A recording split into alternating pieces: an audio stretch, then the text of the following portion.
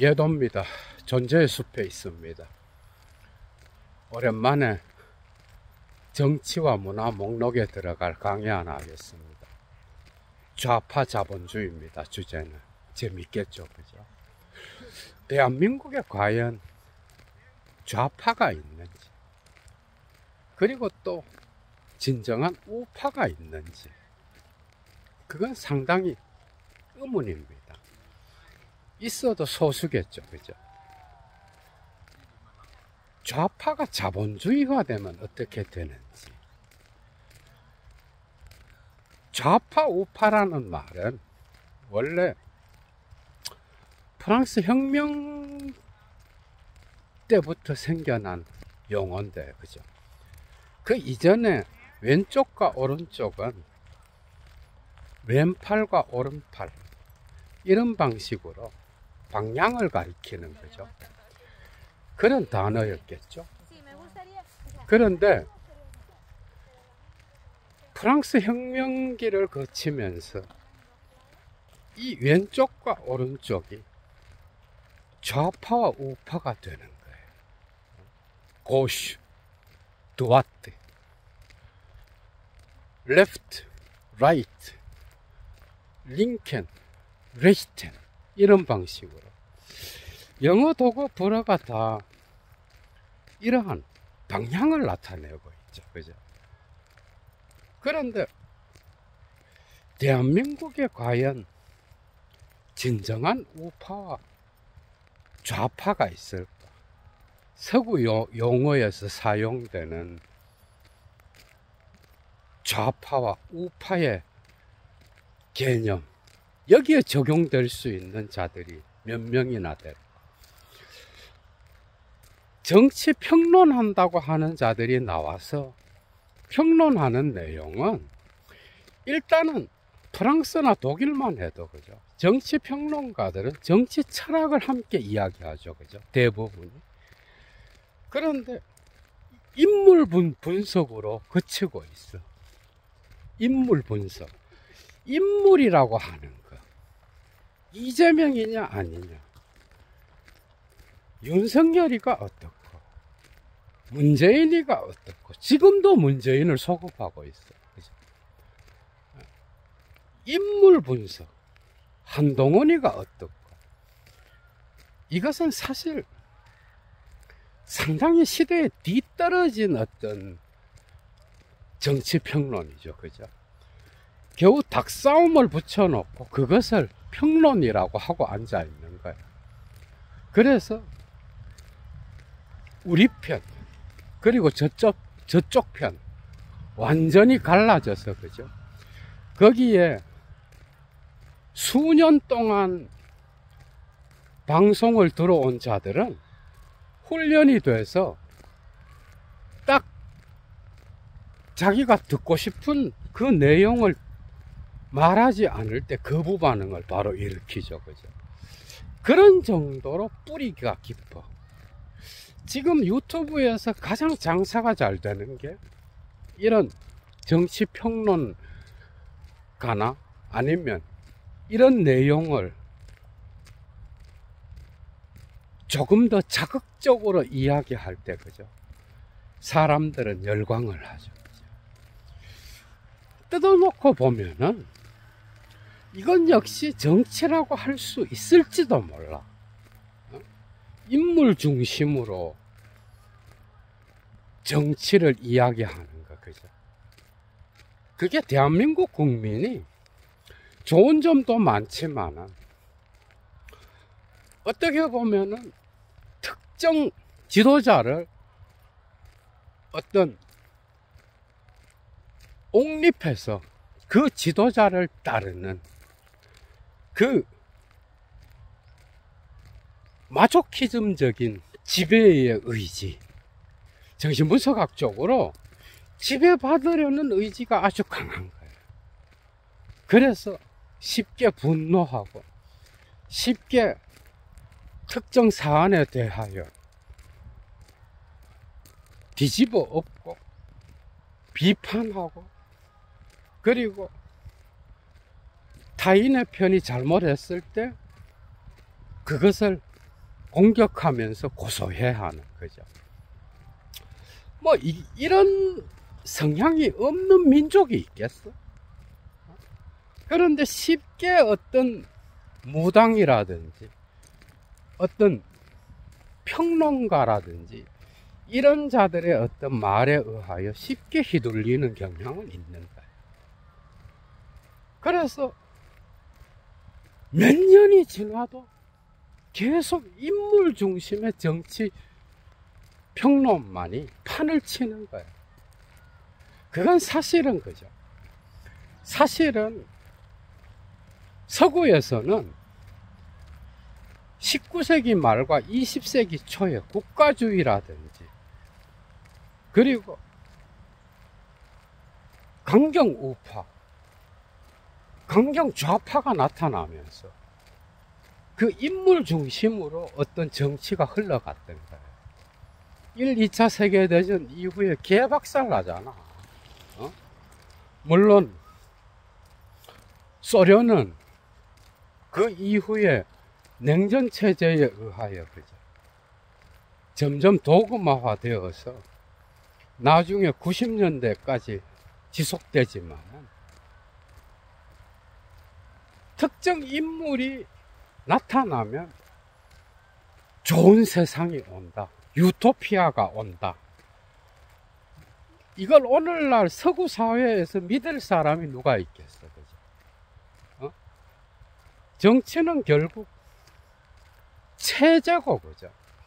그리고 그 구조를 바꾸는 그런 일이고, 각 구조마다 각 사람이 해야 될 일이 있는 것이고, 그 체계에 맞추어서 보다 더 나은 사회를 향하여 나아가는 거예요. 오늘날의 서구 사회는 비판 이론에 근거해서 상호 비판적 상관관계, 그래서 보다 더 나은 사회를 향하여 나아가는 이론이 무엇일까? 아주 비판적으로 토론하는 그런 문화죠. 그죠? 이런 것들이 이제 많이 실종돼서 어떤 인물 중심에 의하여 비판하기도 하고, 또 누가 어디에 갔다, 누가 무엇을 했다, 누가 땅을 샀다, 뭐 별장을 샀다, 뭐 영부인이 뭐 지시하는 사진을 올렸다, 뭐 별 이야기들이 다 떠도는데 뜯어보면 다 인물 중심. 이런 정치는 국민에게는 거의 도움이 되지 않습니다. 단지 지금 나의 불만을 특정 스케이프고트에 쏟아서, 그죠? 거기에 맞추어서 순간 나의 기분을 풀고 나의 불만을 쏟아낸 거기에는 뭔가 유익이 있을지 모르지만 일종의 스트레스 해소라 그러죠. 그죠? 그러나 장기전으로 봤을 때 이런 어려운 난국의 시대에 국가의 미래를 생각하고 힘을 모아서 더 나은 대한민국을 만들어 가는 데는 이런 식의 평론이나 논평은 아무런 도움이 되지 않는 거야. 정치 철학이 있어. 거기에 뭐가 있어? 그냥 누구 누가 이렇게 되면은 누가 이렇게 되고. 국가사회주의 시대에 인물 중심이잖아. 아, 히틀러 뭐 신인 거야. 이런 것들이 이제는 어떻게 보면 좀 바뀌어져야 되는데, 그러려면은 예도의 세대에선 어렵지 않을까 생각이 됩니다. 어떻게 보면.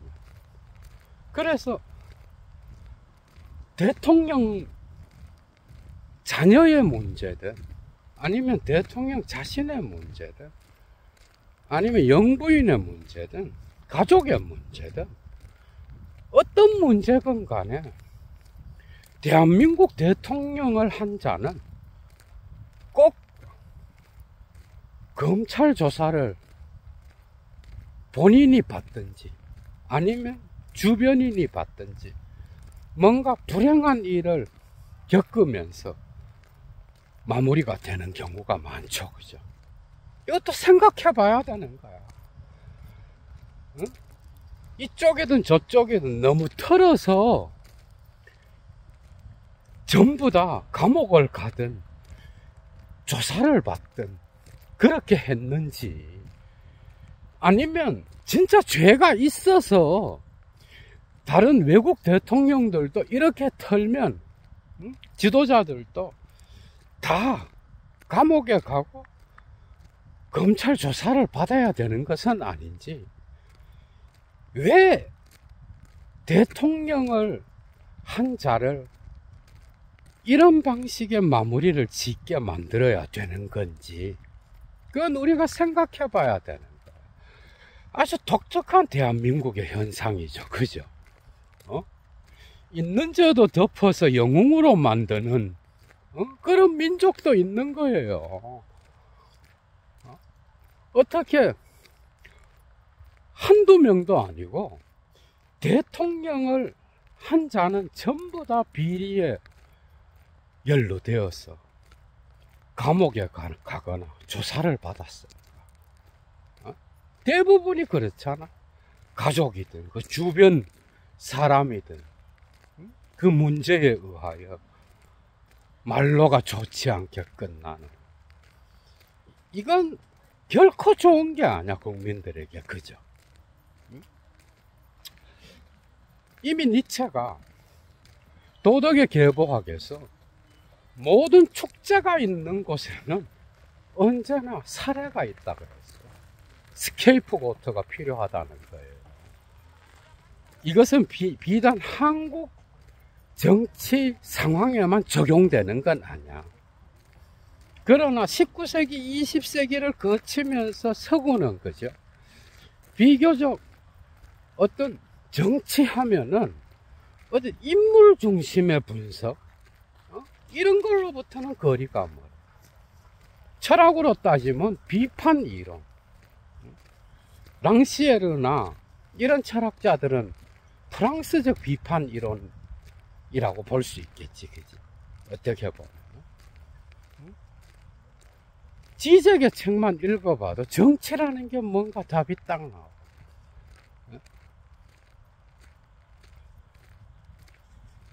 그래서 모든 축제가 있는 곳에는 거기에는 언제나 희생양이 필요했던 거예요.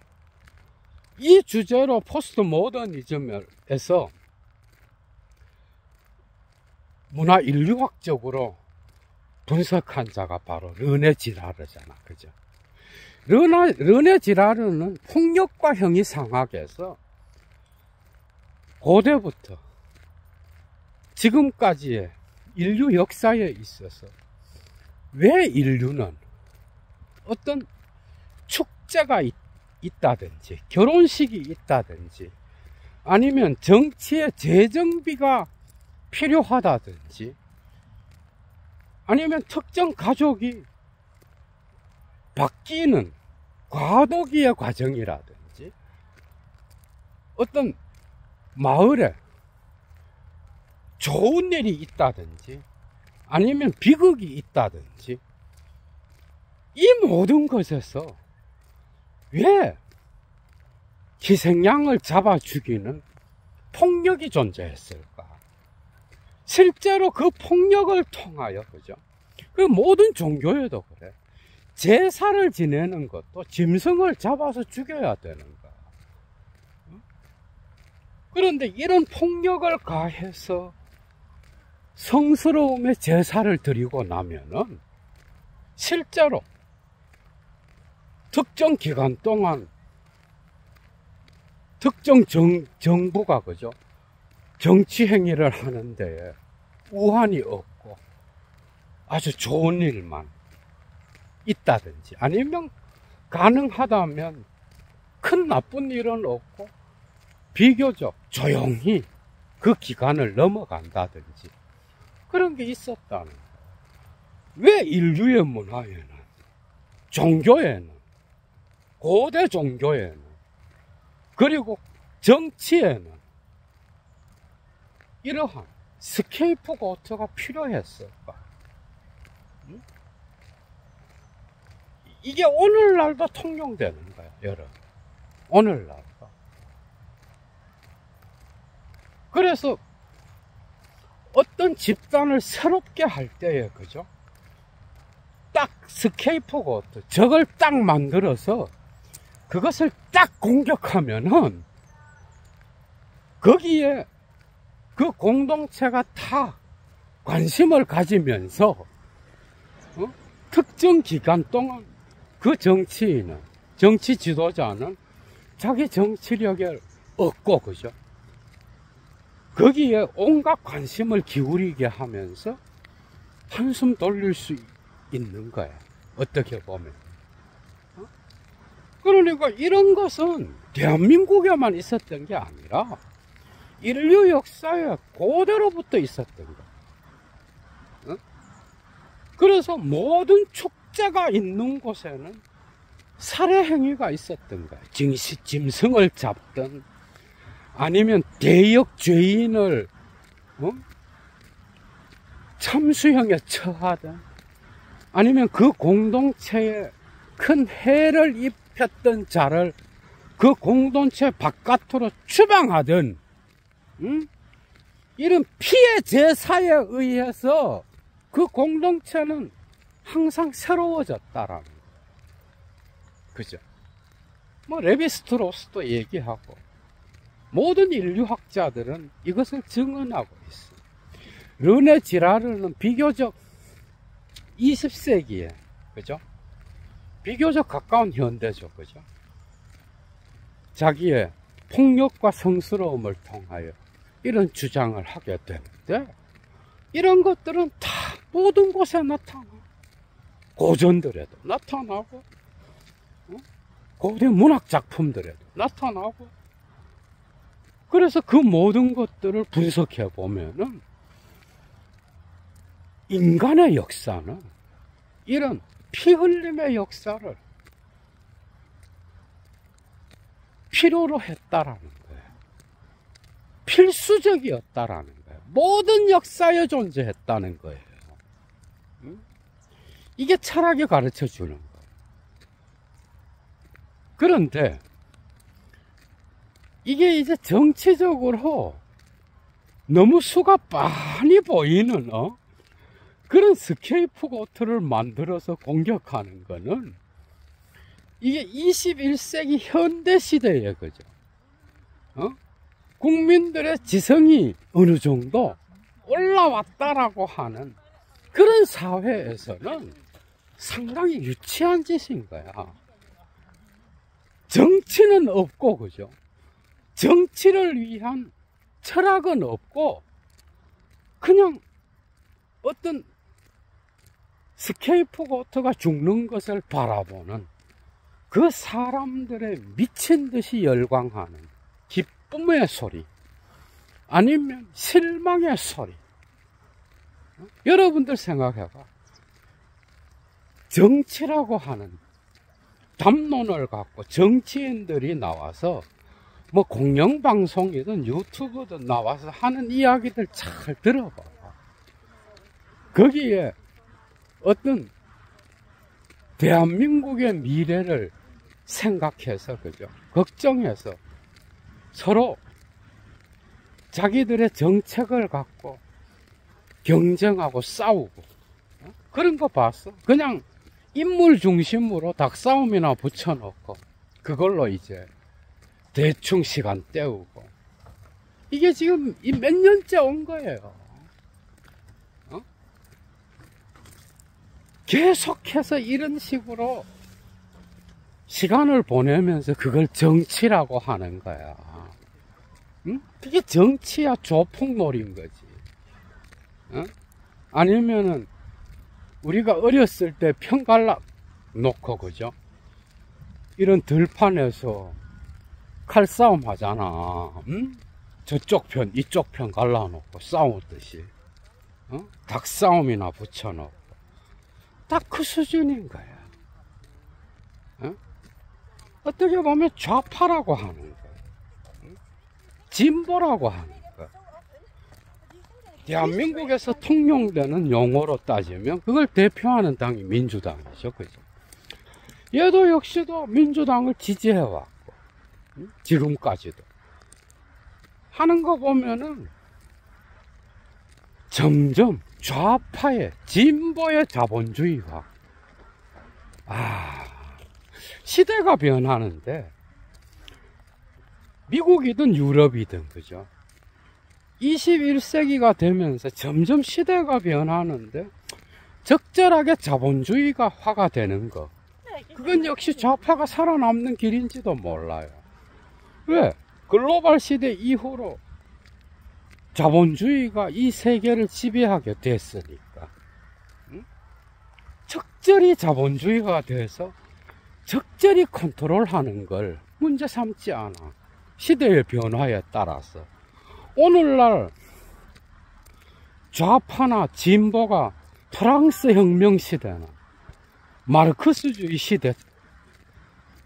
시대에서와 같이 그런 엄격함을 요구할 수 없는 거야. 그죠? 응? 좌파라고 하는 게 적절히 자본주의화 되는 거. 뭐 얘도도 용인합니다. 그래야 그 당이 또 살고, 좌파 짓을 할 수가 있는 거야. 우파에 대해서는 여도가 관심이 없어서. 뭐 다음 기회에 말할 기회가 있을지 몰라. 근데 언제부턴가 돈을 너무 밝히는 거야. 이 좌파 새끼들이. 좌파의 정신은 뭐야? 서민팔이에요, 결국은. 프랑스 혁명에서도 그게 시민운동이었잖아. 시민이라는 개념이 생겨난 거야. 그 이후로 마르크스는 더 극단적으로 내려가서 프롤레타리아, 노동자로까지 내려가서 아래로부터의 개혁을 주장했잖아. 그죠? 그 뒤로 뭐 스탈린, 모택동, 점점 도그마화돼서 저 북한에 김일성, 김정은, 김정일 저런 것도 공산주의라는 이름을 붙일 수 있을지 모르겠어. 점점 도그마화돼서 독재 체제가 된 거야. 그죠? 그건 역사화된 거야. 그러나 이것을 자기 비판을 통하여 좌파든 진보든 계속해서 오늘날까지 명맥을 유지해 왔겠죠. 그죠? 그런데 좌파 새끼들이 언제부턴가 너무 돈을 밝히는 거야. 돈 싫어하는 새끼가 누가 있겠어? 응? 대통령을 한 인간이 온 가족에, 그죠?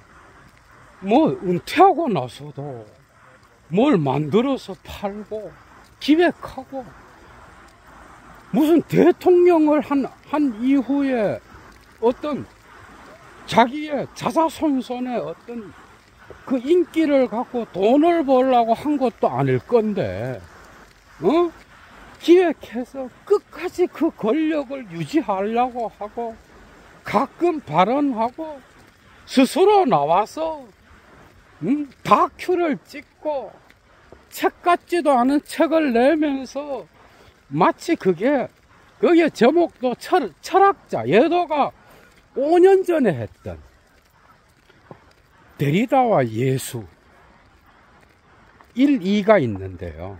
철학적 신학 강의 목록에 가면은 예도의 독창적 강의죠. 그죠? 거기에 첫 번째 제목에 붙였던 게 주변부에서 중심무로야. 제목도 상당히 철학적으로 붙여갖고, 그게 뭐 최고의 책이나 되는 것처럼 스스로 선전을 해대지를 않나. 다큐를 찍고 스스로 영웅이 되고 그 이후에 달력을 만들고 뭘 만들어서 그래서 적절하게 자본주의화 되는 거는 오늘날 시대에 따라서 좌파 그리고 진보 역시도 그 시대에 맞추어서 변화해 온 거예요. 다 우파도 마찬가지고 모든 역사적 존재는 역사의 시간에 따라서 변화하는 거야. 변화하지 않으면 곧바로 멸망해 버려요. 다 모든 존재들은. 그게 사회 체계도 그래. 역사적으로 볼 때. 그런데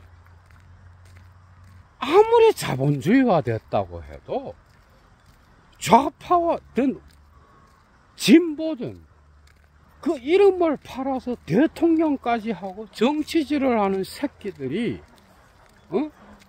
적절하게 자본주의의 얼굴을 서로 함께 더불어 사는 사회. 이게 좌파의 정신 아니야? 자유평등 박애.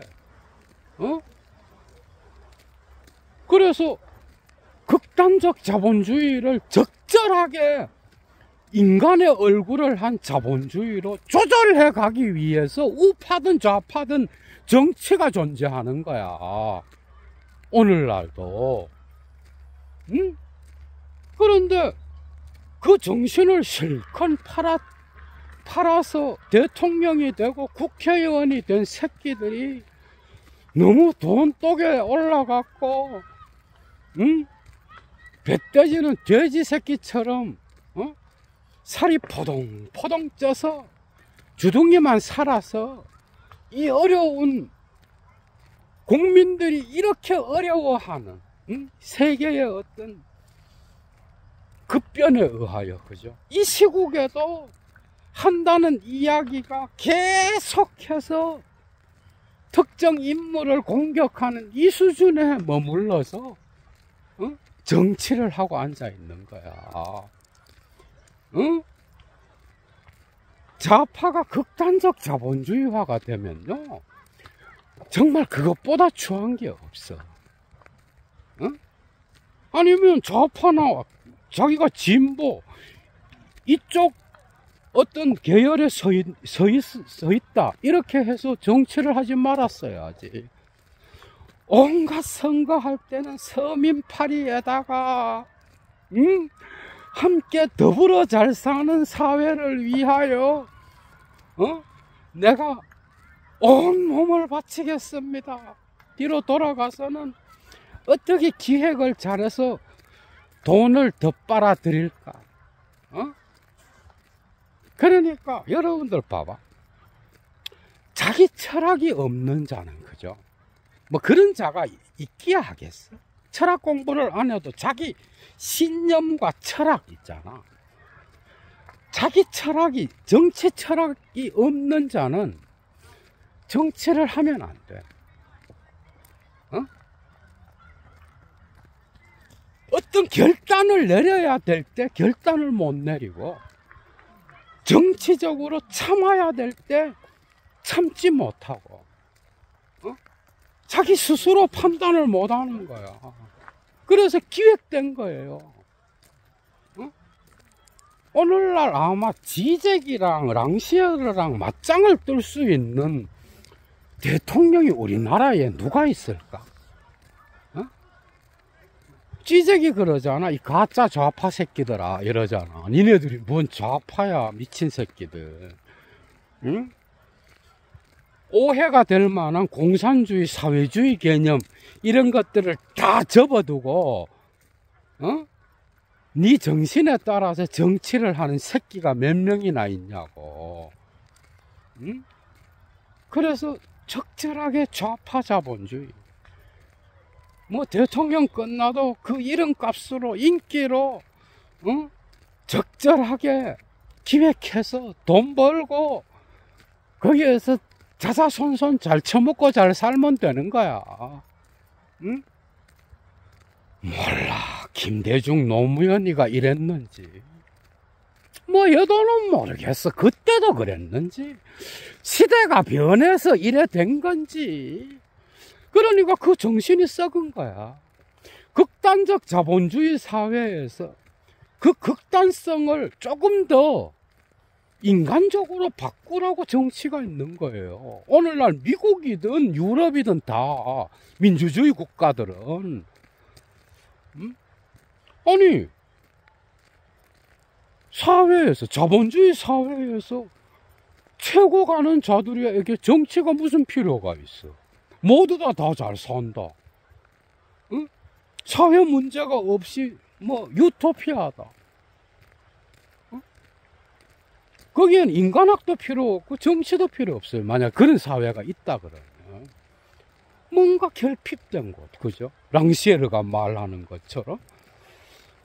그래서 어떤 불화가 일어나는 그러한 자리, 모순의 자리, 해결적으로. 그래서 끊임없이 균열이 일어나고 소외가 일어나는 자리, 그런 자리에 정치가 필요한 거지. 응? 그런데 언제부턴가 여도도 계속 뽑아주다 보니까 어느 순간 이 새끼들이 완전 자본주의가 돼갖고 그냥 자본주의가 아닌 거야. 어? 얼굴에는 온갖 서민을 위하는 채 하면서 뒤로 가서는 온갖 돈지랄을 하고, 어? 대통령을 한 자 역시도 거기에 빠져서 기획되고, 앞으로 몰라 진보 쪽에서 그죠? 이건 자기 생각 없이 대통령 하려 그러면 아예 안 나오는 게 좋아. 그리고 어느 순간 좌파 진보가 없어진 거야. 정신이 없어졌어요. 그냥 자본주의에 충실한 개인 거야. 어느 순간에. 몰라 또 인물이 나타날진 모르겠지만 지금 이 상태까지 된 거예요. 무슨 종교도 아니고 뭐 대통령을 신처럼 뭐 숭배하지를 않나. 그 권력이 영원히 갈지 알고 무슨 짓을 해도 국민이 지지할지 알고, 어떻게 보면은 그 고고하고 깨끗한 이미지가 얘도는 이미 뭐 5년 전 6년 전부터 알아서 비판했어. 근데 좌파무리 새끼들이 와서 막 뭔 소리를 하나. 지금 얘도 말대로 안 된 게 어디 있어. 5, 6년 전에 강의했더니. 물론 지워진 것도 있지만 지금 이제 알 거야. 인물이 안 되는 자는 대통령을 하면 안 돼. 이 세상에서 가장 모순적이고, 그죠? 가장 위선적이고, 가장 이해할 수 없는 거, 가장 이상한 거, 괴물이나 어떤 막 이상한 영화 속에서 나오는 어떤 그런 것보다 더 이상한 게 있다 그러면 그건 바로 좌파와 진보의 극단적 자본주의화야, 여러분. 그러니까 힘이 없는 거야. 외적으로 기획됐기 때문에 거기에 맞춰서 연출만 하면 되는데 자기 철학이나 자기 생각이 없기 때문에 이리 왔다 저리 왔다. 응? 이게 대한민국 진보의 얼굴인 거야, 이 병신들아. 어? 그래서 어느 순간 똥이 돼버린 거야. 뭔가 지금은 정말 위기의 상황입니다, 대한민국. 뭔가 아주 큰 인물이 나타나서 이 대한민국의 미래에 대한 그림을 크게 그리고, 그죠? 그리고 나아가도 지금 모자라. 프랑스가 인구 문제가 나타났을 때 90년대인가 그때 정치인들이 모여서 거기에 대해서 대책을 세우고 그리고 거기에 대한 어떤 정책을 실행하고 그렇게 해서 5년 10년 지나면서 점점 좋아졌잖아요. 지금 해야 될 게 너무 많은 거야.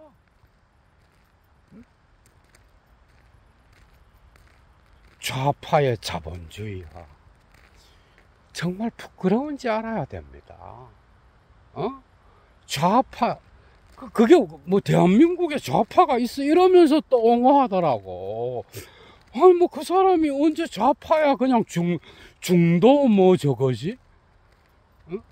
얘도가 여기서 말하는 좌파는 대한민국에서 우파들이 말하는 우파들이 저쪽을 보고 좌파라 그러잖아. 뭐 노무현, 김대중 뭐 이렇게 이어온 뭐 그래서 뭐 그 말로 좌파란 이름을 썼을 때도 정말 꼴불견인 거예요.